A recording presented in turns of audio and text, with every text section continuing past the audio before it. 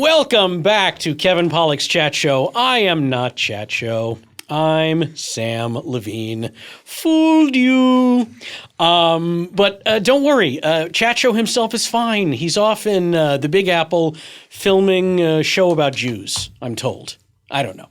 But I'm here and I am so excited because my guests today, that's right, I did not make a mistake there. I said guests, plural, are two guys who I've gotten to know very well, who much of the internet knows very well. And for those of you who still somehow do not know who they are, I am thrilled to introduce you to them. So please welcome my guests, Kristian Harloff and Mark Ellis, the Schmoes. Yeah, all right. Yeah. That's good. That was the first time you've introduced us, yeah. I think. We got to introduce you a handful. That is correct. And this is the first interview that we'll ever do. Ever. Where really? we weren't conducting it. Yeah. According to your research. If someone Googles us, the first thing that pop up is you interviewing us. That's, oh boy, I hope that's the case, because when I was attempting to do research on the two of you guys, and I type in either of your names or Schmoes Know and then the word interview, it's 50 million results of you guys interviewing other people. Which was the one any particular ones that came up? I'm curious. Well, yeah, but I don't want to spoil because a lot of them are famous people,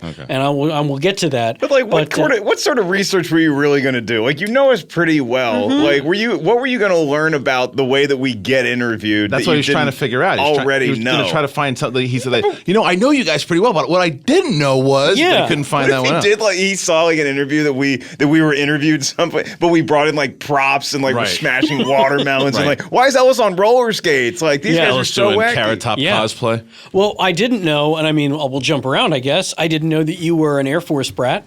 Absolutely. Moved coast to coast. I guess I got the lucky end of it when you break it down, because I didn't have to go overseas when I was a kid. Which like, in retrospect, it might have been fun, like a nice life experience to like live in Germany, because a lot of Air Force brats, they do a stint in Germany. Sure, just like the Beatles. I never had to go to Hamburg and get my 10,000 reps. You did not do your 10,000 hours on stage in Hamburg. We did some Southeast. We did North Carolina. How long did you live in North Carolina for? I lived in North Carolina for the first 6 weeks of my life. That was it. And then Panama City, Florida. There you go. And then Maryland, California. Now I know why you like the team, and now I know why you like the band. Van Halen? Because of Panama? North Carolina. There you go. But then I went back to, because I was born in Winston-Salem, and my dad and my mom both went to Wake Forest, so I ended up going to Wake Forest and then moving out to the West Coast. All right. To pursue my lifelong dream of meeting Kristian Harloff. And it worked. It certainly worked. Okay, so wait. For those somehow unfamiliar with you guys, the Schmoes, please fill our very confused, sad listeners in. Who are the Schmoes? Well, Marcus Ellis actually showed up to my barbecue with bleach blonde hair. Oh, boy. And about 30 extra pounds. You look like a Nickelodeon star. And it was, and my friend Doug at the time was like, hey, so my buddy wants to do stand-up, and I've been going up at the Comedy Store. I was regular at the Comedy Store. And set the scene for us. How many years ago was this? Oh, man, this is 2003, this right? Is, March or April of 2003. And I went to, my best friend from high school, Doug, had already been living out here, and he went to Florida State, as did him. So that's how they knew each other. So he was going to connect me with Kristian, because Kristian was one of the big comics on the scene. So I could kind of, learn. I could be the Luke. And to his Obi-Wan. Very nice. And we did the douchey thing when he showed, who's this guy? Because the appearance was interesting. I'd say the appearance was the douchey. It was interesting. Well, that's what I mean. That's what I mean. It was the Ed Hardy shirt? No. AC/DC cut off tank top. Bleach blonde hair. I mean, something that you'd never see him do these days. Well, the half cut. You know tank what? Top, sure. Well, actually, if I think about it, I showed up to your barbecue dressed the way I dressed when I announced a Schmoedown match. And that is not an exaggeration. That is the kind of stuff that I wear. The crazy Hawaiian shirts, the That's crazy right. It was the hair, though, stuff. because that was so, knowing you now, the hair is nothing that you would do now. I would wear, I've worn like Bieber stuff. Like wigs and stuff, for to call matches. So maybe I bring that back. Maybe I dye my hair blonde for the next I say bring it back. Anyway, but he shows up, and then after one conversation, it's like, yeah, this guy, he's good. And I was able to, I think El Dorado, they were doing like these comedy shows, and I had hooked him up with kind of getting a couple spots there, and then we just kept running into each other at the Comedy Store, and then I was doing a pilot because I worked for Joe Silver for 3 years, right? And I left my job and I went back to just kind of doing stand up, producing my pilot, right in the middle of a writer's strike, which was great. Oh, terrific! It Great timing. Worked out great. So I'm doing the Schmoedown. But we wound up again casting him inside of that pilot that I did. And we just started kind of talking during takes and everything. And my friend Martini Paratori. What a great name. It's a great name. Oh, it's the best I name. literally she wrote me today. She had her second kid. She's What? 2 kids, like within 2.5 years of Her name is Martini. Martinique. Oh, Martinique. But she's been called, but she calls herself Martini. Okay. And so she was a friend. She was an ex-girlfriend of my old roommates, and I'd helped her with stand-up, and she became a producer over at Al Gore's former network, what was a Current TV. Yeah, sure. And she was living in San Francisco, and she called me up. She goes, "This is 2007 at this point." And she goes, "Look, we have we're going to do this thing where we have a bunch of people who are going to submit user content, and it's like TV shows. Watch a bunch of pilots. So tape yourselves on one of those flip cams. I remember Do you know those. anybody else?" And I was like, "Yeah." So I called Ellis up, and they paid us like pizza and beer, which at the time that's like paying us $2,000 a piece now. And so we did all these pilots, and they liked us the best, and so they're like, "Okay, why don't you guys now just do?" What was the format of the pilot? It was literally what we do now, but just differently. So you would take the camera and point it at yourself and say, "What'd you think of the show?" Well, it started blah blah blah. So Katie Sackhoff was in Bionic Woman. Katie Sackhoff is in this. She plays the villain. So and so is this, but it was our take. It was just like an honest take. It wasn't a critic's thing. It was just 2 dudes talking about a television thing, and that's what they were going for. It's like 2007. There was nobody really doing that on the internet. YouTube was like just about 2 years to start. old. It was 2 years old. Yeah, and 2005. it was like the advent of like the ultra affordable cameras that you could get, like the flip cams. You could just like go to like CBS, $80. Yeah, and pick something up. Then like he would film me, then I'd film him, and we each try to, because we were both comics at the time, so we're taking it. It's a funny spin, but it's also just like an honest, everyday person kind of take, as opposed to even because he had just come off of like working in the studio system, but he didn't have that. Well, I work in a studio, so I know how. So it's like no, he's coming at it from a fan's perspective, and I think that especially at the time, that was kind of refreshing to not have people talk down to That's what it was. the audience. And we didn't have any intention of doing it for a career. We just said like, oh wait, if we actually are the only people doing it, they'll pay us like $200 or $300 a week.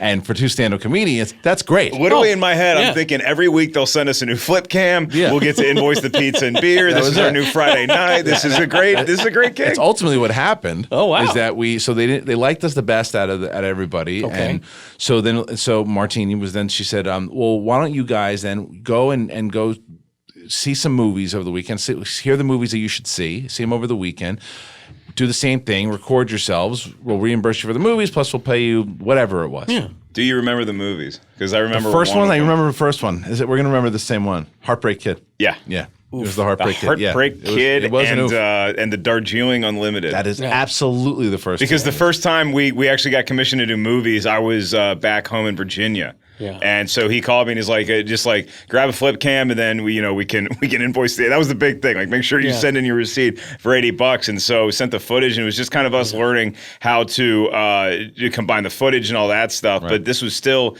in the early stages where we weren't on camera together yet. No, and that I remember where that came from. We used to have a buddy. What was it? Dan Anik, right? Dan Anik, yeah. Another comedian used to work at this California Pizza Kitchen in Burbank. And so we were there. We used to go for we would go 3 days a find week. deals on everything that we could, and we didn't have to pay for CPK, so we would go there and we'd pay like $10 again. We got like $100 worth of food. Free Southwestern egg rolls, baby. Yeah, it was great, and the spinach dip. And we would go there, and that's where the meetings would start. And I said, "What do you think if I pitched to Martini about us on camera together?" I was like, "We got a good chemistry movie," and he's like, "I don't want to do it on camera together." He's like, "I just want to do it by myself." And I was like, I think I'm a comic. I want to be on stage by myself. I said, I think we can do. I think that'll work because we can start to develop more like a show. He's like, which is the antithesis of all of our conversations Pretty much how in general. all of our decisions get it's made. him first going, no, I don't really want to. Then me making the pitch, and he's like, all right, he trusts me. And then I'd say 75% of the time works. It's not so much that I trust you. It's just that you're such a damn terrier dog when it comes to like when he gets an idea in his head and do his credit, it usually pans out right. But I'm like, no. Okay, shut up, fine. Right, Then I'll we do do it and it works out. It's just like Burns and Allen used to work. Yeah, That's my understanding. Well, but back then we got along a lot better. we saw each other a lot more Yeah. too, because like again, we're just like two dudes. You would be in between dating, and I would not be dating anybody ever. Right. I had just started dating. Actually, I just started dating my now wife. Is that true? Yeah. Like when we started it, I was not. But like by the time we really started getting into on camera together, right. I just started dating her. Yeah. By the time the actual name Schmoes and like by the time the actual YouTube channel had started, that didn't happen for a year. Coming afterwards. off that gig in Alaska, that's when like Alaska was kind of a turning point. Well, that was a big story. Wow. You guys are jumping around here. You're making it very hard to follow. Sorry. All right. No, that's all right. I like it, though. I mean, didn't even realize you were here. Sorry. No, I'm trying to put Maybe myself if you in. had seen some interviews we've done, you'd know You what know our this whole pacing story is. I want already. you to know I listened to a bunch of YouTube interviews with you guys from like the last 5 years, and in none of them does anyone ask you like, so how does it get started? Like they just talk to you. They want to talk to you about like Star Wars and the next Marvel movie. Right. Well, it's the Q. We used to do these Q&As when we had the live show that we had for like 5 years, and the Q&As usually when we would kind of go into the history of it. But we did that current TV thing for about a year. Okay. And while we were doing it, and we started to kind of get a rhythm, we started doing the things together, and approaching it from we never wanted to be critics. We always said that we were reviewers. We were just people who would review the same way. If you and I went and saw a movie tonight, we talk about it after the movie. Right. That's how we wanted to approach it because now that's common. Yeah. It wasn't common when we were doing it, and nobody was doing it on video. Video is starting to take over a lot more, but that wasn't the case. It was a harder kind of road. So we did it, and then Rotten Tomatoes at the time had put together this deal with Current TV where they were going to put together this television show. And Martine's like, they want you guys. You guys are going to have the show. And we were in development for this thing forever. So it looked like it was ready to go. It was ready to launch. And then Martini calls me one day. She's like, I'm leaving. I'm leaving the company. I'm taking off. You guys should stick around. They'll let you know about the pilot, but you guys should Did we already shoot the pilot at that time? No, we didn't shoot the pilot. We shot some like test stuff. Because we did like a 22-minute pilot for like because back then the goal was still like getting a TV show. Sure. You know, that was the goal. And you see, kids, there used to be a thing called television, and people wanted to be on that box. But that 22-minute pilot that we did, like we reviewed Rambo and Teeth and something else. That is still like maybe the proudest like 22-minute package I think we've ever put together. We just crushed that thing. Wow. And it didn't go anywhere. No, it's not that it didn't go anywhere. What happened was Straight to the garbage can. It looked like it was like I said, that was the reason why it ultimately got picked up with us. So we thought. Martini leaves. She's like, just wait for them to call you, figure out the deal, and make sure the deal's right for you, and then once then you'll figure it out. So we're in Alaska doing a gig. It was myself and Mark and would end up being the Kristian Harloff retirement tour. It was kind of my last hurrah. But we checked the internet, and there's an announcement that Rotten Tomatoes is putting together a show with Current TV with your hosts, this girl and our buddy now, Brett Ehrlich. Never called us. Wow. Never talked to us. Wow. Never said anything. And I was like, well, I guess that's not our show anymore. You talk about rock bottom, just like being like we're In the that cold. night we're going to do a gig in Wasilla, Alaska, which is best known for two things: Sarah Palin and meth. And minus 16. Yeah, we're doing a bar. We're freezing our asses off, and then we see that news, and it was just like we're just so defeated. But it's that moment you look at each other like, all right, are we in or are we out? Just with this thing together. Yeah. And that's kind of the genesis of the Schmoes. Wow. Without that, then the Schmoes doesn't happen because then Yeah, because then you guys are doing a show for Current TV. Well, yeah, when we got back, we're not doing the Current TV thing anymore. We left Current TV. Yeah. And so it's just the YouTube. We like, well, what do we do? Let's try YouTube. But at that point, it was still in its infancy. It's 2008. We look, there were maybe, so if you guys are familiar with YouTube reviews, like our buddies, like Jeremy Johns, Chris Stuckman, they didn't exist. They were not around back then. They exist. They didn't exist. They were created in a lab. But they did not do movie reviews yet. And so Grace Randolph was one. She's still around. The Spill.com, who was around, but now they're Double Toasted, whatever. Those are the people who are around. And so we started doing it with the same thing that we were doing, and we started to build. I was working as temp at the time because I didn't want to go back working full time for Peter Roth, who you may or may not know. And I was not working very well for him because I was working on Schmoes. I was trying to build up. It was one of those temps. What's he doing? He's capable. He's not messing up the phones. Well, what's he working on? You see this guy's Ellis's face talking about. Well, Ben Stiller said this. Wow, is he a 1919 paperboy? He did. Sometimes, Mr. Harloff, thanks for the opportunity to be on YouTube. Pass the beef stick. But anyway, it was so we would just start building that up. We got a bunch of subscribers, and once 2009 hit, we just said, let's do it. And I was kind of doing stand-up, but I was really kind of focused on other things. And and that was kind of the start of the YouTube channel. Wow. Yeah. So, all right, that's I guess I didn't know any of that because I met you guys in 2010 or 11. Yeah, I think it was probably 10.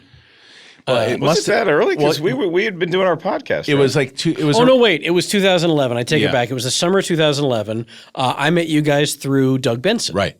That's how it happened. That came because that links back to us with how our podcast began because we started in 2010. We were doing a live comedy show where we're like, let's do a Schmoes Know presents, and we did it. Right. So where did the name Schmoes come from, though? I'm not. That again, Martini is to help. Is to get credit for it because her and I were talking on the phone. She was helping us kind of. Cause I wanted her perspective on the YouTube channel, and her and I would talk. And she's like, "You guys should still take that everyman point of view, and like Joe Schmo type thing." And I was like, "Well, they already have like Joe Schmo show. Like, what do you want to call it?" And she's like, "What about the Joe Schmoes know things?" And I go, "What about just Schmoes Know?" And I pitched it to Ellis, and exactly what you think. He hated it. And I'm 60-40 on it now. Yeah.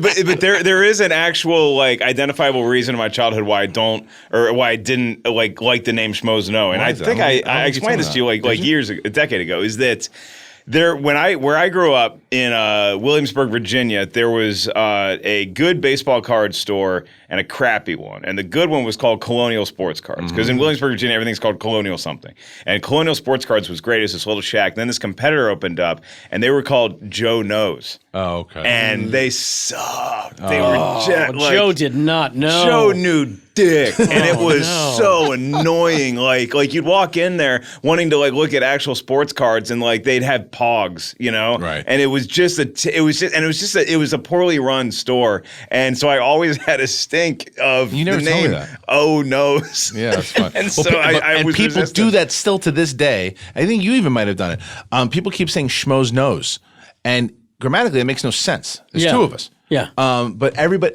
it happens. It's thousands of times. Generally, thousands of when times. I'm on the road, even now, whoever's hosting, whoever's opening for me, will say you. I write the name down, right? And they still wanna rhyme. are like the Schmoes Knows, Yeah. or like the Knows podcast, or whatever it is. Like it's just, I mean, but even the YouTube thing, it's still in 2018 trips people up. Our hub of movie reviews and stuff is still on YouTube.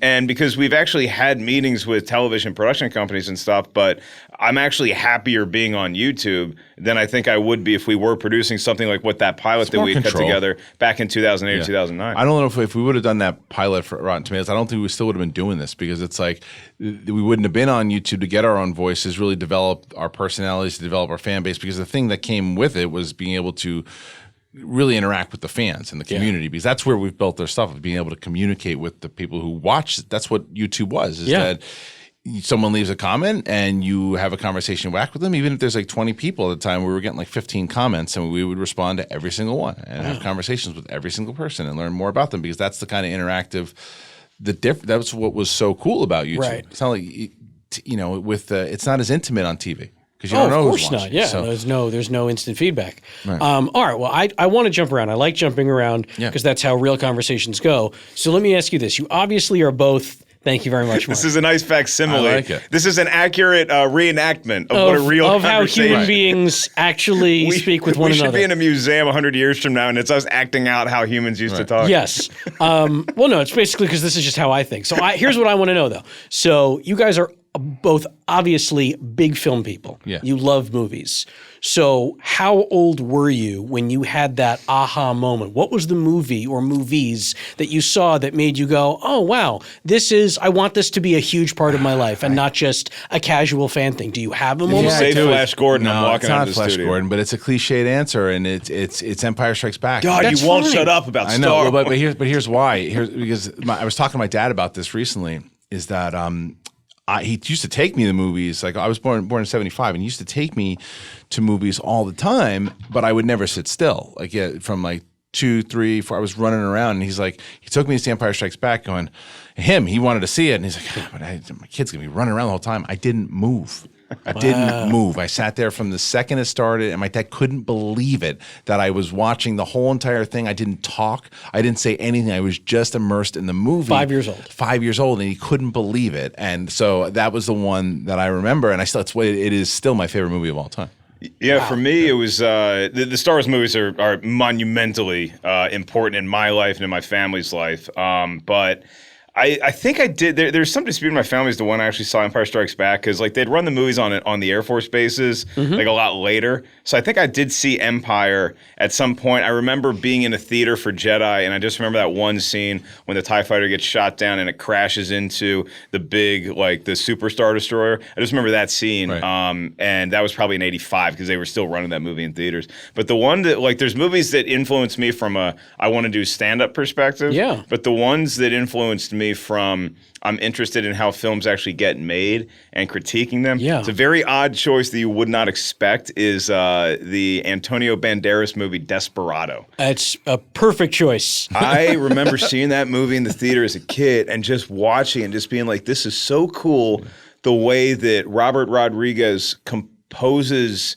the shots, the way that it's just this cool, larger than life mythological figure where there's a mixture of real action and also just this fantastical folk hero element to it. And I was so blown away by it. Then later on, I told my brother, because he wasn't with me when we saw it, dude, we got to go in the woods and make a movie or whatever he did. And then I also remember having this epiphany, I don't really want to make movies. It's too hard. I don't enjoy any of the craft of what he was doing, what Kristian was doing, putting together a pilot and directing people and producing stuff. I want none of that responsibility. I just want to go enjoy Nothing watching has changed. the movie. Right.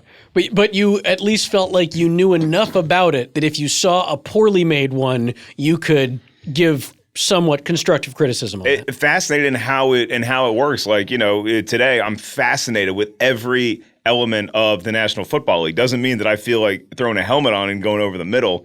Sure. But I love knowing all the ins and outs. And I think that people confuse that sometimes. It's well, if you love knowing all this stuff, why don't you want to do it? Right. And it's just a matter of it just never appealed to me. Acting is something that I've done in the past, and I enjoy actually being on a set acting, but not it takes all day. It takes all day to do. I like how you're telling him to do 8 Says the seconds. comedian who's on an airplane once every 4 days. But I get on that stage, and that's my job, and there's that immediate feedback. It's the nice thing about us, what we do on YouTube and online, too, is that you get immediate feedback. You know if you're doing your job well or doing your job poorly, as opposed to acting where you do something, and then it just lives in this weird canister for sometimes months or years, and other people have so much control over what the final product looks like. Sure. It just it's not my favorite thing to do, but it is one of my favorite things to appreciate. Well, that would then certainly lend itself to explain why you guys have worked as well as you have, because it sounds like all the stuff you've been doing, even to the stuff you guys do today, you have autonomy on it. You have control. Yeah. I mean, that's, You are putting out the content the way you want to put it out. Yeah, I mean the only kind of impediment that we have to getting our content out is each other, and luckily we will have disagreements, but we work very well. What I've noticed about Kristian is when we have our backs against the wall with whatever the situation is, we work very well together. Yeah. We'll have little disputes and stuff, but when there's 2 minutes left and we're in the huddle, we know exactly how to execute and drive the ball down the field. That was an NFL metaphor. right. Well, All right, you've already made 2 of those. How many do I have? You're allowed one more, and then you have to switch sports.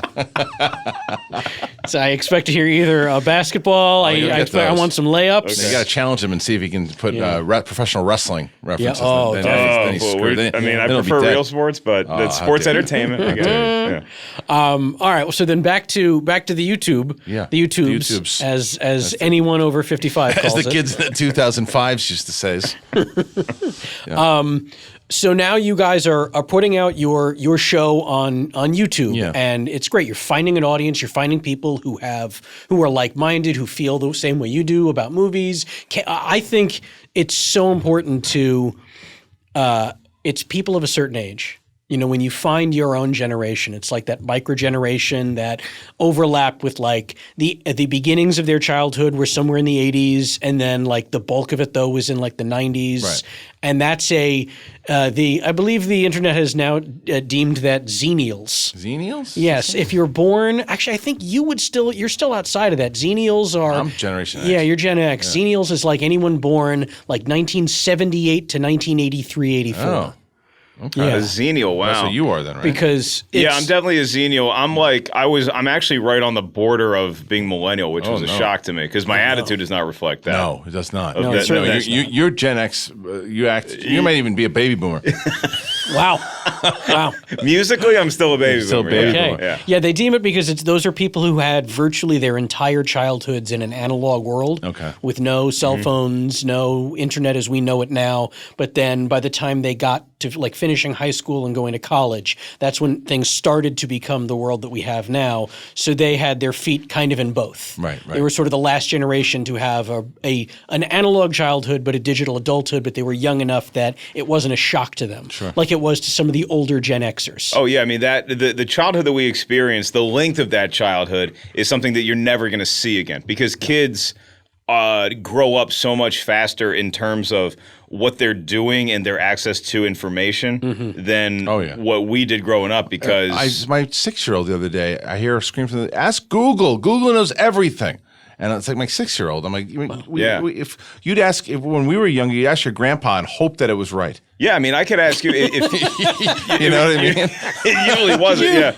Can you guys just imagine? And I'm going to get to the movie trivia stuff soon. But can you imagine if we had to do this in an era without smartphones? I know. Challenging about no, that can't be right. Ask Phil; he knows everything. Hey, did Harrison Ford direct the last Star Wars movie? He did. Yeah, he says it's right, guys. I guess so. Move on.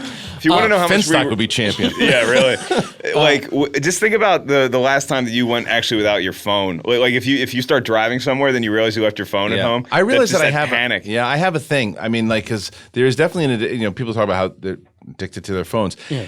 I try, like yesterday when I'm driving home, I'm just going to put my phone down. I just want to spend the hour and a half with my daughter before she goes to sleep. When I get home, I'm just going to, and I get home and I put the stupid phone on the dishwasher, and in like my hand wants to just go back and go for it. Leave it alone. Just stay away from the phone. Yeah, if you leave the house and then realize you have left your phone at home, it literally feels like you left your right arm in the house. Right, it does. It's like you're like, that's an appendage. I need that to live. Right. I have to go back and get it. Right. But enough about the kids and how they're addicted to their phones, and so are we. So you're on the YouTubes, yes, and you were talking about this before, the fan interaction, being able to get that instant feedback, being able to have a real dialogue with your fans, I think is what separates it from every film review show before it. Sure. Ebert and Siskel and Ebert and Roper, Gene Shalit, there's never any feedback where they give their take on it, and then the fans can say, oh, it's interesting that you thought that, Leonard Maltin, because I got this, X, Y, and Z out of it. And then Leonard could respond, oh, no, I saw that too, but here's why I didn't mention it. It's an open dialogue. Yeah, and you guys could have that with your fans. Yeah. And I think that's, and you were one of the first big reviewers on YouTube to have that dialogue. Yeah, we were, and I think that, and even again, where 2010 was really, I think, where a big shift came with us, and because 2009 was just building it and still kind of equating it to stand up when you're doing that first year stand up. It's not about, I think you would agree with this. It's not about the jokes as much as about being comfortable on stage. It's like you got to own that stage for that year. And that's what we were doing on YouTube. We were just kind of owning it, learning who was watching us and understanding it a little more. And then 2010 came along and we started to we had this room at I don't know if you remember the restaurant Amalfi, which was next to the Acme Comedy Theater on La Brea, and we were running a show to Schmoes Know Comedy Night, and like Crystal Leah and Steve Renazzisi, you guys were coming and doing and like headlining for us every week, and we just put on this big show, and we didn't really charge people that much, but we put our Schmoes videos in like little snippets to do. It was almost like a variety show, almost with stand up and Schmoes stuff. Great.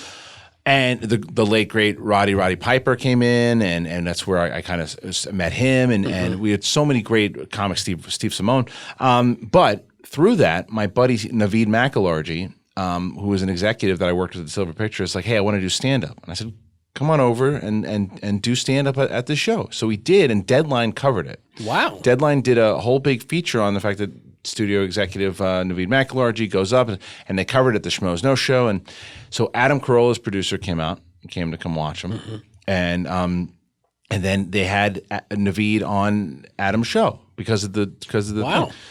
So Naveed called. I was talking to Naveed. Naveed and I bust each other's balls, and I was like, oh, it's good. Thanks for hooking us up with that show. and he's like, no, I actually told Mike, who's Adam's producer, to come watch the show the next time and come talk to you guys. So he did. And at the time, we had like 4,000 subscribers, which it's not a lot, but at the time we think that's a ton. So he gets there, we start talking to him, and next thing you know, he books us on Carolla, and we became like regulars on Carolla. We were on Carolla every week, and that's where we met Doug, because Doug filled in a couple times for Adam, and then Doug's like, we want you to come do our show, and then we met you. That's terrific. Yeah, that's how it worked out. That's fantastic. So wait, so we started to hear a little bit about Ellis's backstory, the Army brat bouncing around. You wound up ultimately in Virginia. But where does the Harloff hail from? I live in the studio. How sad was your childhood? What happened? I wasn't. That's the thing. I think that's ultimately why I didn't stick with stand-up. I did stand-up for like 15 years, and I stopped because I'm not depressed. No, I was when I was doing stand-up, and I was funnier because of it. And then when I got happy and not funny, I stopped doing it. Oh wow! It's like the fun fat guy on a sitcom that loses weight. Hey, that's all that weight. Great, you're not funny anymore. It's really what it is. I was thinking of, and no, I grew up in Queens. Where in Queens? In Bayside. Ah, right. Yeah. Are you familiar with that? Yeah, my mother's from Astoria. Oh yeah, so I know it well, and I went to school there for a little bit. Then I moved out. I moved out of New York when I was like 18, and went to Florida to live with my dad for a little bit. Went to Florida State, and then I always knew I was coming to California. Though when I was 13, I went on a trip to San Diego with my mom and my brothers for like 3 weeks, and it was like a different planet. It was the best. I just couldn't believe that this place, California, which I had kind of heard about. This is where I want. And because of that trip, I put inside my head that one way or another I was going to get to California. I didn't know when, but I would get to California. So I knew when I went to Florida State that that's not where I was ending. All my friends were staying there, getting careers. I knew I was getting to California. So I graduated, and I next day, got my wisdom teeth pulled out and drove recovering from my wisdom teeth. Fucking idiot! Jesus. It was a super idiotic move. Drove with my dad. That's before you could at least like numb yourself with like podcasts you were entertained by. No, my wisdom is that's all the wisdom of a 21-year-old right there. And driving with my dad, and then we got here, and I didn't really know what I was going to do. And I got into stand-up again because I started doing stand-up at Florida State, and I would do. And at the time, and I kind of got a crash course into it because when you start out here, you start by doing 2 or 3 minutes at like an open mic, and you start to craft 3 minutes. Yeah. When I started at Florida State, I started doing 20 minutes, and I thought that I didn't think that was enough, and I didn't know. And I'm up there doing 20 minutes of quote unquote material, but back then, just again getting comfortable for it, and I stopped, and I come out to L.A. And I was at the Improv. A buddy of mine took me to the Improv one night. I think I've told you this story. I don't know if I've maybe not. Our listeners haven't heard it. I don't know if I've told you this story. So I know you know this story. So I was at the Improv, and it was my birthday, and I had a couple of drinks. And have you ever worked with Rick Overton? Sure. So Rick Overton was up there and he was running. For those listening at home, Rick Overton has been in a lot of things, but you'd probably know him from Groundhog Day. He's one of the two drunk guys at the bar who's in the car with Bill and Murray. Mrs. Doubtfire. He's the greeter at the restaurant of Mrs. Doubtfire. And he was also, he's a very prominent like improv guy. Oh, huge in the improv world. Yeah. So he was up there at the improv with this group. And he basically put this challenge out, and this is sold out. Mm-hmm. And he puts this challenge out, and he's like, okay, so normally we invite people up right now from the audience to come up and see if they can hang until we knock them off the stage. Okay. Who wants to come up? And nobody was doing it. And I was like, I'll do it. I got up there, and I remember this, and I was pretty buzzed, but I remember this. They came at me like sharks. Wow. And I was fighting them off like I was Tyson in an alley, and I couldn't believe it. I remember Rick Overton just looking at me, giving me this like nod of, where did you come from? And I was just doing like bits and whatever they would say, I would throw it right back at them. And I had it was great. They got like a standing O from the crowd. And I said, and Rick goes, you got a big pair of balls on you, kid. I like it. And then I'm walking off, and I'm in LA for maybe, I don't know, a month. Mm-hmm. I get this tap on my shoulder and turn around. This woman says to me, she's like, you were amazing. Oh. And I look, and it was Sarah Silverman. Whoa. And I look and I go, you were great in Something About Mary. And I walk away. She was in Something About Mary for 5 seconds. That's correct. She looked at me like I was a moron. And I did. Now, the way that I am today, I sit there, I go, can I buy you a drink? Can I pick your brain? Sure. Do you know places that I can get up? Right. What did you think worked? What do you think didn't work? Yeah. And I'd have conversations about her and say, you're Sarah Silverman. And I knew her more than that, just Something About Mary. Again, all the wisdom of a 21-year-old. Exactly. And because the Boston Comedy Club in New York, she used to go up all the time. And that's where I was going up when I was in New York during college. But like, there's so much I wanted to ask her. It was one of the biggest regrets I still have to this day of what I wanted to say to her, should have said to her, because I think she felt like I was just kind of saying like, whatever. And she was literally there to say, let's talk. Like she was there to say, let's talk. And I was so high on the fact that I just had done really well. And but what it did do is it gave me the boost to say I was like answering phones somewhere. I quit that job and I started working nightclubs and getting up on stage, and that's all I did for years. And I just would hit the stage and wasn't looking for a relationship or anything too, and it just wanted to tell jokes, and I became a regular at the Comedy Store. Your girlfriend became the stage. It's what it was, and she was a real bitch. It's really what it was, because like there were times that I would and my girlfriend and I would take breaks, and I would come back and feel like I should have never left you. Yeah. And like it was that, and then when I finally, it was our last fight that I knew. It just wasn't the right. It wasn't going to happen up in Alaska. Alaska was one of the last ones. I think it was just. I just remember like because around the time he was like saying sayonara, like occasionally I would get an offer to go headline somewhere like in Alaska or like go on the road or somewhere, but I was still working the phones at the Comedy Store. And I remember like I was working the phones during the day and I was working the cover booth at night. So that's when, like if a comic's late, they call you or whatever, like, hey, can you switch my spot or something? Yeah. And I just started to get a couple phone calls from Kristian in the span of like a few months. That was, if he had like a 12:30, if he had a 9 and 9:30, he's showing up, he's going to knock it out, he's going to do great. Mm-hmm. If he had like a 12:30, a 12:45 spot, it was like, hey, I don't think we're going to make it in tonight. Yeah. And I was like, wait, Harloff's always here. What's going on? And then it was just like that's also when the relationship started like really picking up. And I was like, I could either stay in bed with the beautiful woman that I'm here with too, or not. The big thing was, and I think that anybody who does stand up would tell you, if you're not, I didn't want to disrespect the game by half-assing it. I had to go at 12, like when I was doing it 12:30, you gave me a spot at 12:30, 12:45 when I was in the thick of it. I'm not missing it. I'm there all night hanging out, and I'm ready to go. Even if Eddie Griffin's up doing 4 hours beforehand, I'm still gonna go up and do my spot and get out of there. Those are tough spots. I mean, mentally, it's a thing to get over the fact that you're doing those, especially in the OR, the Comedy Store, because you know you're gonna, you know it's That'd gonna be the original room, the big room at the Comedy Store. You know you got to bring your A game, but you know you're gonna learn so much. OR was my favorite from that spot. The main room, I think, is the room you want to go for the big shows and the showcases. But the OR to me was like that's where the chops are built. Yeah, that's where I was my favorite room to do. I like to do the belly room. The belly room, which is the upstairs room. Yep. The belly room and the main room were rooms that if you had a tight set, you're going to do pretty good if you got your set tight. The OR, you got to fight. And you got to fight hard. That's why I loved that room, and I loved like those spots that he's talking about, the 12:30, 12:45. If there's 16 people in the room, how good is your stuff? Can you make 16 people laugh? And you don't have to necessarily make them cry out of their seats, but can you show them like, okay, that's the way that he entertained me today. You don't have to. Can you stick to your set? Can you just do a full run of just improv on the night and you hone your skills and absolutely. And you take that with you into those big main room spots because those things that you learn when you're in the OR, then you can shift it. And so, but anyway, the time he's talking about, it's 12:30 and I'm laying in bed with my now wife and I'm going, I don't know if that's really what I want to be doing anymore. Sure. And I didn't want to lie to myself or the game, so I stopped doing it. The original room, Sam, it's a different beast every night. You know, it's like a golf course. Where it can look the same every day. It's the same old Augusta National, but she plays different every time you tee it up. You don't know what the grass is like today? No. And now I got to think of another, my next sports I like that. I like that we're going into golf now, which barely qualifies as a sport, by the way. How dare you? More of a sport than wrestling. No, here's the thing. I'm going to quote the late, great Richard Jeni. He says, golf is not a sport because, unlike the majors, there is not enough chance of injury.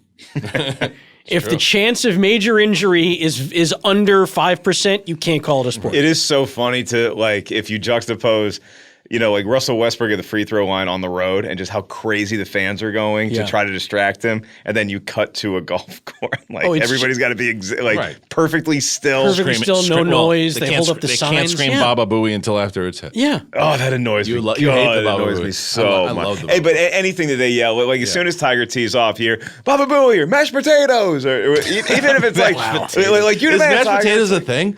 People yell mashed potatoes all the time. I love that. Do you watch golf? Oh, yeah. He loves golf. Oh, my God. Haven't played in a good 5 or 6 years. Love watching it. All right. Good to know. Especially when Tiger's I got to mark this down on your record like here. it. Yeah. So, Harloff, where does the WWE come into play? So while I was doing stand-up in 2001, I was working at California Pizza Kitchen before Dan Anik. You got to pave the way for Anik to come through. Did you set a high standard? I was atrocious. I used to give away my shifts. Like I used to give away but not only my shifts, but I would work. So the busy time during like 12:30, people would come in, and I would give them my tables, and they'd be like, "Why?" I'm like, "I'll work on the minimum wage." Was it a stand-up thing because you didn't want to disrespect the game? No, it wasn't. Not for that one. That one was just me. I just don't like waiting on people because you see the worst of people in restaurants. You see the absolute worst in people waiting on them, and I didn't want to. I think between that and being a cop, I didn't know. I was like, I just didn't. I just couldn't do it. Working there, I always watched wrestling when I was a kid. Yeah. When I was from like 80, like the Hogan era. And I just watched the doc on Andre the Giant. Oh, yeah. It's on HBO. And even if you're not a wrestling fan, I'm excited to see that. It's really good. Yeah. And Were you a wrestling fan? Not. Yeah. Bill Simmons actually produced that. I'm a huge Bill Simmons fan. And Andre the Giant, it's like, that's a cultural kind of that's what they kind of symbol that I would like to examine that moment in time. He was like a myth to a lot of people too. It's the same way that they said this too, like William Wallace and these things. Like when you think Andre the Giant, I mean, there is no one else like him. No, and there are stories to this day that go around about him where you're like, can that be true? Yeah, and they cover a lot of that. He's like Brasky from the SNL sketch. Yeah. Like Brasky has a summer home. Daryl Dawkins has a summer home, and Brasky's growing. Yeah, and I didn't realize there's so much I didn't realize about him watching this thing. Like I didn't realize he was 15 when he started growing. Yeah, he was a normal kid up until 15, and then he started growing. But anyway, I highly recommend that doc. It was really good. But so I was watching wrestling for a long time, like Hogan, Macho Man, Randy Savage was like my favorite wrestler of all time, and I would watch this stuff, and I took a little bit of a break from watching that, and then when I was at Florida State is when the pop really happened with the WCW and NWO and this Monday Night War, which is the WCW versus WWE or WWF at the time. And I got into it a lot back in college. So I got out here in LA and I was still watching it and I was into it. And my roommate at the time, his girlfriend at the time was working for the WWF, which it was back then. And it The World Wildlife Fund. yeah, I was there when they got the lawsuit, when it was the final thing. I was there at the end of it. No, a panda versus a jaguar, and then a cheetah comes out. What's going on? The commissioner is Michael Vick, by the way. Oh, Too soon? Too soon. Too soon? Too soon. Your sports references. Thank you. But I was I was a big fan. My buddy's girlfriend was working for the company in like the finance department, and she had tickets for like WrestleMania 17, which was in Houston. So we drove to WrestleMania 17. The main event was Stone Cold Steve Austin versus The Rock. I get there at the hotel, and I walk to the lobby, and I see all these wrestlers there, but I see this guy Paul Heyman, who, if you know wrestling, you'll know who Paul Heyman is. He's like the manager, very big wrestling guy, great wrestling mind. Was working, started at the ECW, was working for the company. So I walk up to Paul Heyman, and I said to him, Paul, I'm a really big fan. I wanted to ask you a question. I know you get the question of how you become a wrestler. How do you become a writer? And he goes, write a letter. I go, I did. He goes, write another one. And I took that advice, and I said, okay. I watched WrestleMania 17. I went home. I wrote a bunch of different letters. What's in the letters? It's just about how I believe that I could bring a lot to the creative so it's team. kind of like you're doing a job interview. Yeah. In the letter. That's a great question, Mark. Yeah, it was. I got you're you. here. I got you. I'm so glad you're here. It was to tell them like what I think that I could bring to the writing team, how long I've been a fan, and what I could do for it. Did you include a picture? What's that? Did you include a picture? I did not include a picture because this is not, I didn't just send it emails. I printed out like 15 letters, found out everyone on whether it was creative team or whatever it was, and I kept sending letters. So eventually it was like Shawshank Redemption, so where they're like, stop sending letters. Stephanie McMahon, who's running the creative team, wants you to just submit some storylines. So take some storylines that you see on the stuff that we have going on in television right now and write some storylines. So they had just purchased the WCW, and they're about to do this like invasion angle. So I wrote all these big stories, and I wrote them, and I submitted them. Our mutual friend Andrew Freed helped me with submitting some of the letters that I wrote and some of the formatting, and then I submitted all the storylines, and they wrote me back. They said, Stephanie loved your stuff. They want to fly you into Stanford. They flew me into Stanford, and it was this big room inside of this conference room, and it was the entire creative team with Stephanie and Paul Heyman, who would give me the great advice in the first place. And Paul Heyman asked me a question. He goes, let me ask you something. After the whole interview, he goes, if you didn't get this job, what would you do? And I said, I would go home. I would take a week or so. I would write you guys again after I had some more storylines, and I figured out another way to come back. And they huddled up, and they said, and Paul Heyman told me that was the answer that got me the job. But he also pulled me out, and this is something I was not ready for. He said, he's like, I got a feeling about you. Come here. I want you to call a match. And he had they showed him videotape, and I blew it. I wasn't ready for it. Wow. I was 22 or something at the time. And, but I wrote there for it's like, I think it was a month and a half, 2 months or something, and it was just kind of the freelance type thing, and I was part of it. It was thrown into it, and that was kind of the last time I watched wrestling for a long time until I started the Schmoedown, right? Which we're sure we'll talk about. We're getting there. Yeah, and then that's our grand finale. Yeah. And then I started, over the last year, I've been into it again and watching it again because it's been very helpful. I think the WWE network that they've created is one of the most brilliant business models that has ever been created. That's great. Yeah. And that's certainly something that I know you strive for, is building essentially a network. Yeah.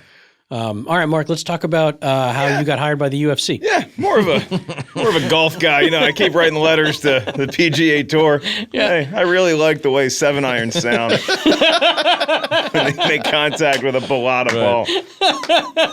Yeah, I mean that is just dogged determination and stick to it. I mean, but even if you're not a writer at WWE for that long, to just have your name, be a small part of that history, it's a pretty cool badge of honor. It was cool. I mean, my favorite story about that was so one of my last days there, and you can still find it. I actually put it on the internet.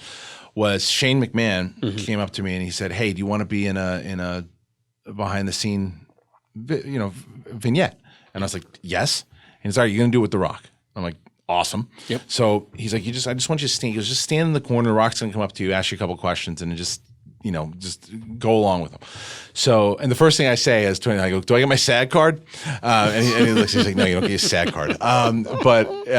So I'm standing there, Rock comes up to me and he's like, you new here? And I'm like, yeah, my name is like, It's The Rock. He's like, tell me where the APA office is. And I like point down the hall and he was like, it's nice to meet you. But it was that whole thing of what's your name? And he didn't let me finish it for his character. Yeah. So about, I don't know, 2 years later, I'm at this party, his birthday party, and this guy that I went, he goes, hey, The Rock's here. And, I told him he used to work for the WWE. You should talk to him. And Dwayne Johnson is one of every story you hear about him is true in regards to how cool he is. I don't even necessarily think that he remembered me from working there, but he sat there and he talked to me for like 45 minutes. 45 minutes. Wow. Just sitting there talking about everything that was going on. The rundown had just come out and we talked for a bit. It's at this party that he could be chatting up with people 45 minutes. And then the end of the night comes, it's like 2 a.m. We're leaving and he's like, dude, it was nice. It was really nice to run into you again. And I go, thanks. He's like, what's your name? And I go, he's like, you son of a bitch. He threw it right back in my face. But and that was the last time I actually saw him. I want to run into him again, obviously for Schmoedown reasons, but to tell that story again. That's great. For him to do it and throw it in my face again. Oh, that's fantastic. Okay, so as I was saying, you're looking to build a network now these days. So you got the Schmoes Know show. And I'm not sure how to bridge from the YouTube thing to Collider, the Collider era, as it's now known with you guys. Because you bounced around. You were at AfterBuzz for a minute. You were at the Popcorn. We filmed our show from AfterBuzz. Okay, but you weren't with their. No, we never had a deal with them. Kevin Undergar and Maria Menounos were very essential to helping us build our brand because they gave us their studios. Yeah. But we didn't have like a deal to where we were paid by them or anything. It was like, and our show wasn't even part of their network. It was just, they let us do our show. And we were very thankful to them because we were able to really build that live show that we did through their studio. That's great. Yeah, and it was during that era that the Schmoedown actually started because I noticed, and I'm sure Kristian did too, is that it's fun closing out our live show because our live show is 2 hours. It was like once a week, it was 2 hours. And it was fun for the fans to close it out with either like some sort of like ridiculous like sketch or like big event or competition. And I respond to competition more than I do like a sketch. And when we came up with the premise for the game, which you came in and dominated. I remember the game. It was like, this is fun because this is a fun thing that you challenge and like we all want to win. And that was kind of the impetus for when we sat down at a pizza place in Anaheim. We were just kind of talking about what else we could do. It's kind of like a fun thing like that. Do you remember how the way that the Schmoedown kind of was birthed is because I'm a big Howard Stern fan and I love like the camaraderie with everybody in the crew that they have there. And that's kind of what we implemented with our crew. And there was always challenges, and people would air their grievances on air. And so one of our guys, our engineer, was JTE, who you know very well. Sure. And so JTE was the movie buff, and we had just gotten a new intern and Cobster, who is now one of our producers. But he and JT were kind of going at it, and we said, why don't you just settle this in a trivia contest?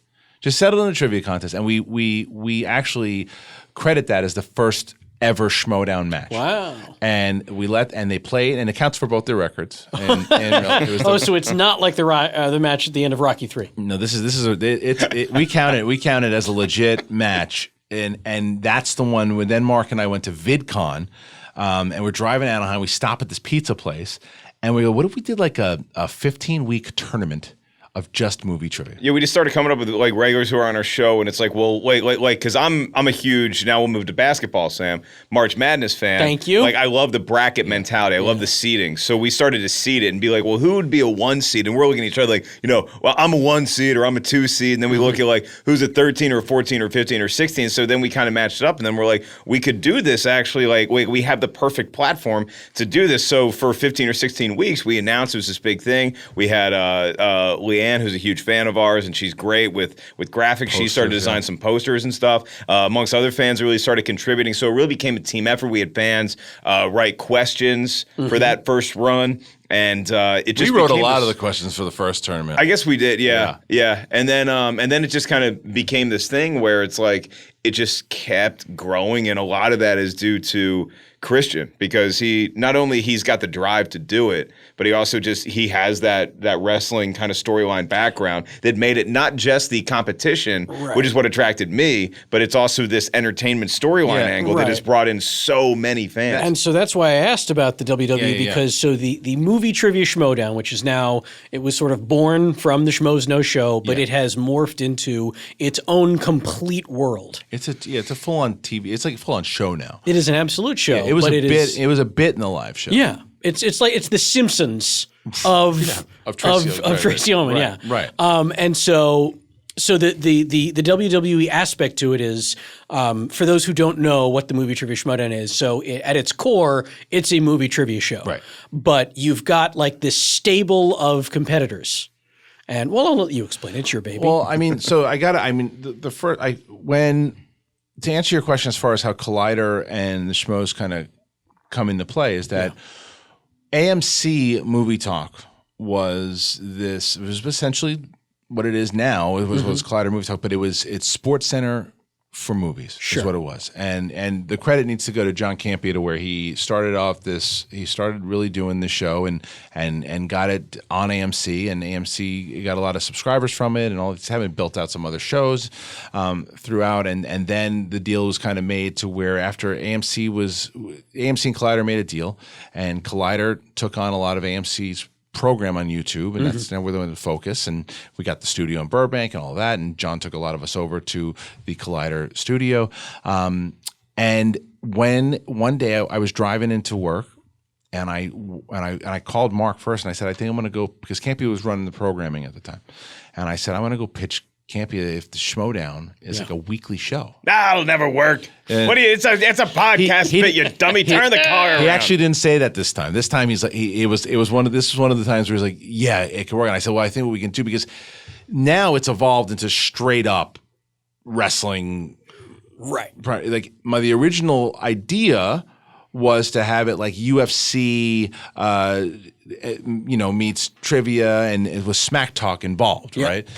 And so it would basically be, we'll have rankings, we'll have champions. At the time, there was no team division. It was just singles. It was going to be, we'll get some of the top personalities throughout the movie space, pair them up against each other. They'll smack talk one another. We'll get like real rivalries of people who want to play each other, and then we'll just kind of build a league. You were one of the early favorites that were bandied about simply because of your performances in the game over the years. We're like, Samm Levine might never lose. Well, that's right. We did two, because we did the tournament in 2014, which was all Schmoes people. 2015 started to expand a little bit. We got like Rotten Tomatoes in there and other film pundits, and got some people in there. And in 2016, when we built the actual league at Collider, then we started just bringing in anybody that could play, and we had like a pool full of people we thought would be really good, yourself included there, Dan Merle from Screen Junkies, Mark Riley, who was the defending champion who won the championship in 2014, and we just started to build it. And I would say, and I'd have to give a lot of the credit to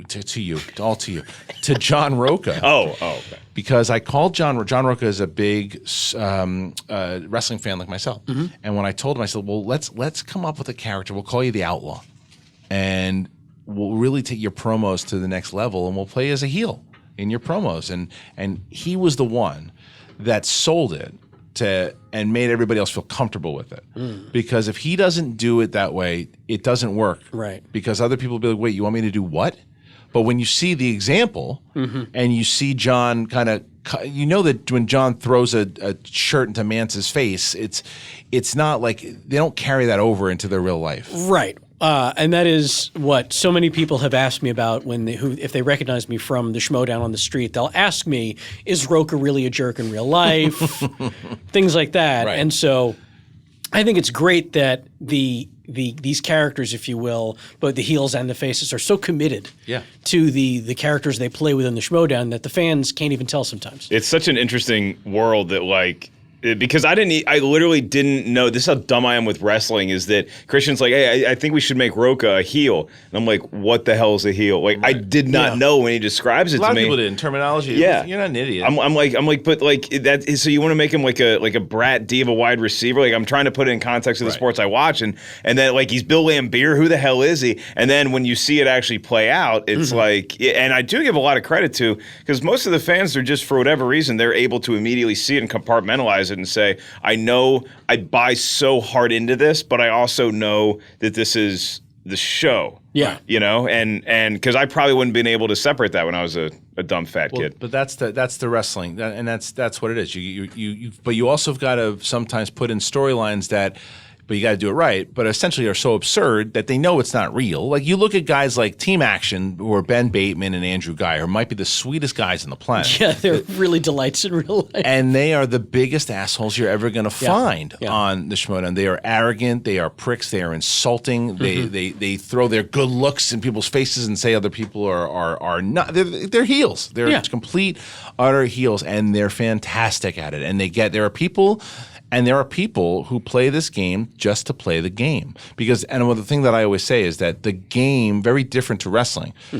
In wrestling, the stories dictate what happens with the matches. Right. In movie Trivia Schmoedown, the matches dictate the storylines. Which must be so much fun for you, and by so much I mean absolutely insane to try to plan around. In the beginning, it was, but now I plan 5 different scenarios, so I know. Like you and I were just talking about it before. Yeah. You're going to be playing the winner of Clark Wolf and Mike Kalinowski coming up pretty soon, and I've got to figure out all these different scenarios. What happens if Mike wins? What happens if Clark wins? Sure. What happens if Snyder or Roca, when they face each other? How does that all play out? You got to think like one step ahead, right? And you just got to have all these different scenarios. Sure. Well, I don't want to get too inside baseball for those who have not yet seen the Schmoedown and are not caught up on what's going on. But would you say that for someone who is a movie trivia fan, is it easy to just pick up episodes of the Schmoedown and be able to follow along? I do. I think it is, because I think that one of the things we do very similar again to wrestling is in the beginning of the show you'll get like a little promo that will tell you kind of the match you're about to watch and what the story is and why these two people are playing or why these teams are playing one another. There's a full, like, let's say you watch a Samm Levine match and I really like watching Sam. You do a search on YouTube and you type in Samm Levine versus. And you're going to see a lot of your matches. And you can go back and you can watch all these different matches. And there's a Facebook group, which is a great group, the Movie Trivia Schmoedown Facebook group. Like, I can't tell you how many times that question's been asked. Which match should I watch first to show? And what's the answer? There's so many different ones that, depending on whether you want to watch, if you want to watch a long event, if you want to watch, like I always recommend like John Roca versus Scott Mantz, which is a real good one. You get a lot of theater. I think Baby Cares versus Samm Levine. That was a pretty good one. That was a pretty good one. Yeah. Now, that was a pretty fun You match. versus Roca is one too. Yeah. Oh, yeah, that was a fun one. I do like that question though, because I think I do believe you can pick up any of them and enjoy that if you're coming at it from a movie trivia standpoint. Because like Kristian, will compare it to wrestling, rightfully so, but I still think that the like Monday Night Football aspect of it holds up, because how this show is different than wrestling is a very important difference to me, and that's that once wrestlers get in the ring, it's kind of scripted out and they kind of know what the moves are going to be. The game has never, ever been messed with. The game has never, ever been scripted. These are real movie trivia questions that we're asking. There are conspiracists out there who believe there are. Which is fun, which I think is hilarious. Anytime somebody mentions it to me, they're like, I don't know, those matches seem rigged. Yeah. I'm like, I can assure you, if they were fixing matches, I'd be on the benefiting end every time. Right. And you would know about it. You're there like every week now. Yeah. Which is something that I don't know if I've ever kind of expressed this to you, but when you first started coming around, like the play, you were playing I want to play. This is fun. Just for fun. There was a time, I don't know which match it was, but there was a time when I saw it, you just went from, this is fun to, I'm invested now. Yeah. And it just... Can I tell you honest to God what it was? I would love that. The answer is it was after I played Ellis. Oh, really? Because you guys had implemented rules that you didn't tell me about that I probably would have known about had I watched the show. Right. But I wasn't watching it. I was just coming in and playing whatever. And that was when the countdown clock started, which used to be 10 seconds. Right. And it caught me so off guard Pissed you Oh, I off. do remember. I blew remember at that, least yeah. 2 or 3 questions that I absolutely knew, but there was no way I could get you to stop counting. I was all discombobulated. It was a mess, The and I was math like, just keeps coming. and I was like, oh, all right. Well, if I want to do this because I really like movie trivia, but now like I have to be invested in this. Like I have to follow the show and know what the hell is going on if I want to stand a chance. And so that's what I started doing after that, was following along and figuring out what was going on. And then I got invested. And then the worst thing that could have happened was I started winning. You haven't lost in almost a year. Yeah, I have the one loss Riley. in the teams. Well, in singles. In singles, yes. My last loss was to Riley. It's a year ago. Yeah. Which is crazy. Well, you know, you get lucky, and you know, I've been very lucky. But I don't want to talk about me. Well, you on the should, because Schmoedown. No, that's not what. You're the champion. That's very sweet of you to say, and I'd be He's happy to wearing come the belt on. right now. If you're, he's just. Well, Yeah, and he beat me for it, by the way. He kicked my face in. Looks so good in the shower. I remember announcing that match and just being like, God, this is brutal. literally like announcing a movie trivia match between my grandfather and my grandmother. Just complete. I haven't seen that. Esther, have you seen that movie? Do you know that I finally saw Blade Runner after 2049? Yeah, so people are confused. We had a Blade Runner question. The movie had just come out. Yes. And they asked, like, who plays this person? I haven't seen the movie. And you and I both complained about it. Yes, we did. Yes. Yeah. Anyway. But Whiny brats. Well, what are you going to do? But so now you two guys, I won't even get into the details of explaining this, but we were talking about that there were teams in the Schmoe. There's the singles league, the teams league. Yeah. Now there's a Star Wars league, the Inner Geekdom league. Right.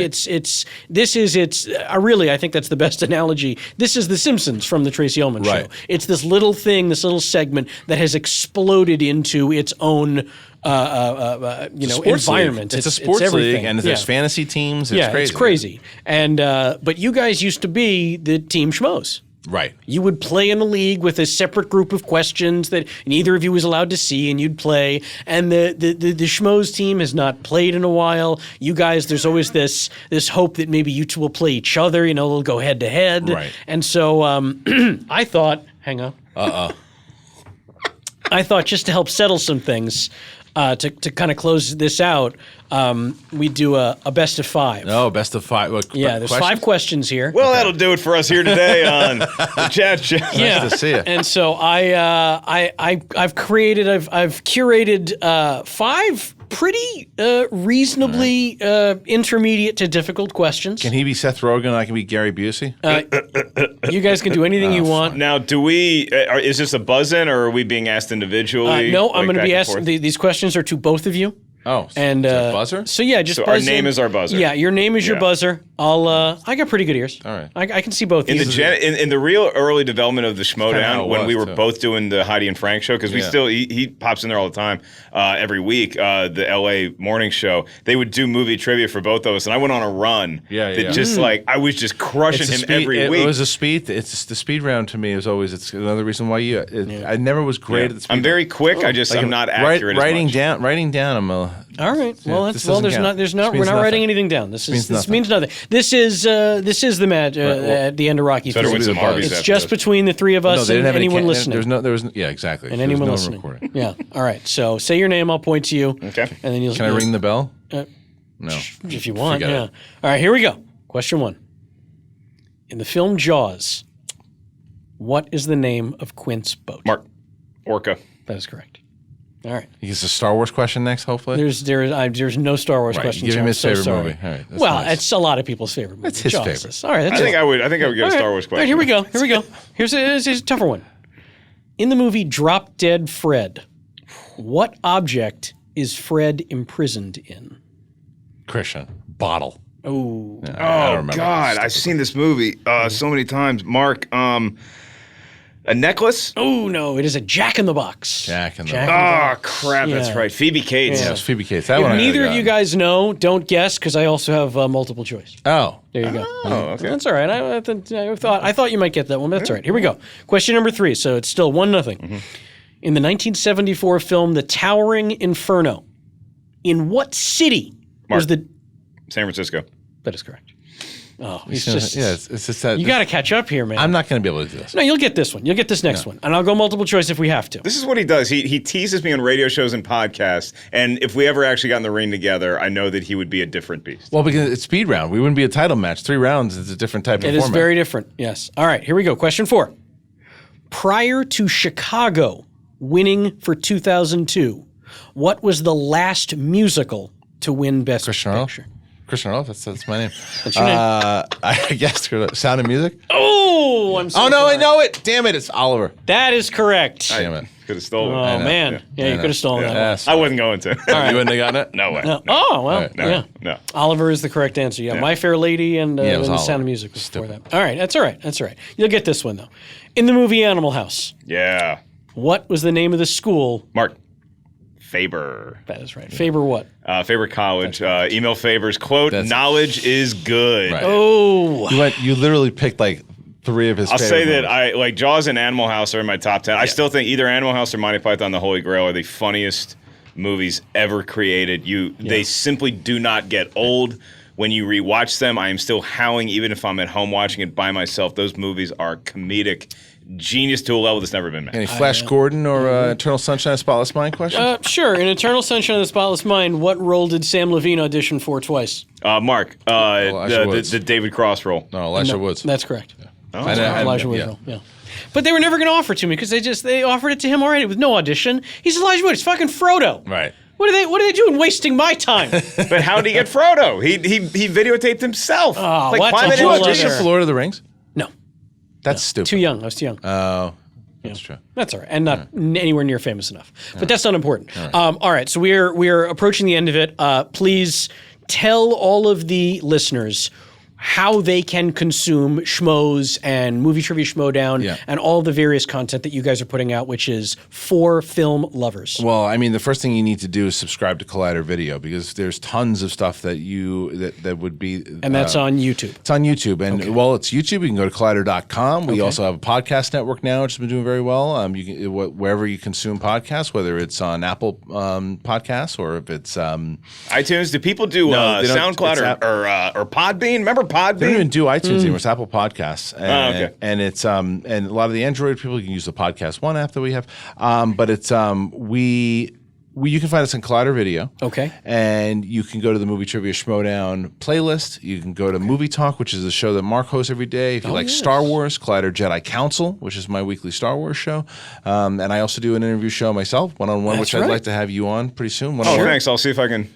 Oh, were you looking at me or Sam? I know too much. I can answer the questions for you. Okay, I just didn't know who you were looking at, so I thought I would I'd love to come answer. on your show, and my challenge to you is, since I was on the old Schmoes podcast at least 3 times, you have to ask me questions that you've never asked me before. Oh, I would. Yeah? Because we talked because that show was a lot of movie stuff. I don't do that on my show. Oh, good. My show's more about I you. want to talk about real stuff, real talk about personal you. stuff. I want to talk about like my morning routine. That's what it was about your morning routine, things going on in your life. Okay. I'll give you $100 right now if on your show you can make Sam cry. I'm going to give you 45 minutes. If I couldn't get Clancy Brown to cry, I can't. I had Clancy Brown on, which was amazing. Oh, my Dude, God. He was the best. All right, well, where can to- people hear that? On Collider. On You can go to Collider. Collider, Okay. or you can just subscribe one-on-one with Kristian Subscribe Harloff. to Collider Video for all that good stuff. But if you really want to get the full vibe of what the Schmoedown is, and you're in the Southern California area, you need to go check it out live at the El Portal Theater. That's why the he's a next pro right event there. is June 2nd. That is in North Hollywood, the El Portal Theater. It's a Saturday night. Come on out, see some great movie trivia. It's a whole lot of fun. Mm-hmm. Be one of the fans. We have all these different ways you can say hi to us. You can do a meet and greet, or you can just go and watch and enjoy the movie trivia carnage that ensues. Christian and I are going to be hosting it on stage. 2 great matches. That's the one. So I guess if people wanted to get into it and you lived in California, it's like that's where I would tell you to get into it. Come see the show because Absolutely. the first one we did was amazing. The guy I had mentioned, John Rocco, headlined against JT, who I mentioned, and it felt like a wrestling event. It was tremendous. I was there. I can vouch that it was a spectacular evening. You're in for a treat if you are a movie fan, a movie trivia fan, just a fan of good entertainment in general. How about the Twitters and the Instagrams and the other social media? Where can they find you? It's just at my name, at Kristian Harloff. Same thing with Instagram, just Kristian Harloff. Yeah, it's almost my name because Mark Ellis is also a popular baseball player. Do you know how hard it was to do any research on you? You fuck. Yeah, Jesus, fault. you type in Mark Ellis interview. it's a lot of baseball stuff. You're in there, baseball. There's some other guy. I don't know. Have you ever considered changing your name? And you should ask that to Mark Ellis. He retired from Major League Baseball, so I'm now the most active Mark Ellis that I know. Can I make a suggestion? What? Mark Spielberg. Okay. You think it might get me to work in this town a little bit more? I think that would be a tremendous boon. You can find me at Mark Spielberg Live. It's Mark Ellis Live across all social media stuff. Where can the people see you in person? I know you're a very, very busy touring comedian. Just got some headlining dates in New York City, actually, at New York Comedy Club, and then I'm going to be doing a club in Fairfield, Connecticut that same weekend. It's the weekend after the Schmoedown Live, so I think it's like June 8th through the 10th, something like that. And if they follow you on the social media, they'll got all the details there. Oh, yeah. Oh, good. Oh, yeah, sorry. So if you want to buy tickets, you go to schmoedownlive.com. That's where you buy them. That's pretty easy. And how do you spell Schmoedown? SCHMOEDOWN, schmoedownlive.com. Guys, I can't thank you enough. Yeah, man. This was phenomenal for me. My hope is that I feel like all of the regular Schmoes listeners, all of the movie trivia, Schmoedown people, the fans, they're going to listen to this anyway. But my honest to God hope is that some of the regular chat show listeners who I know because they sound off to us all the time are huge movie fans. I want them to know you guys because what you guys are doing, the fan interaction, the feedback, that you are not reviewing movies in the traditional Ebert sense. You are chatting about them, like you said, like you do with your buddies after the movie, and I think it's just tremendous, and I can't thank you enough for coming by and talking about it. Well, I have an ultimate goal for this show as well. What's that, And Mark? that is that we have Kevin and Kristian announce a one-off movie trivia Schmoedown match between myself and Freddie Prinze Jr., and the entire match is all A Few Good Men questions. Because Freddie Prinze Jr. and I are the two biggest fans of that. We text each other all the time, quotes from it and stuff. Yeah. And I think that if there's somebody that can beat me, it's Freddie. I think that's a great match, and we'll invite Kevin to the studio anytime he wants to swing by. You know what? I might know him. You know him? I know him a little bit. I will bring that up to him. He has no idea you're hosting this show. Absolutely not. No, we have to get out of the studio in 3 minutes, or he's going to find out about this.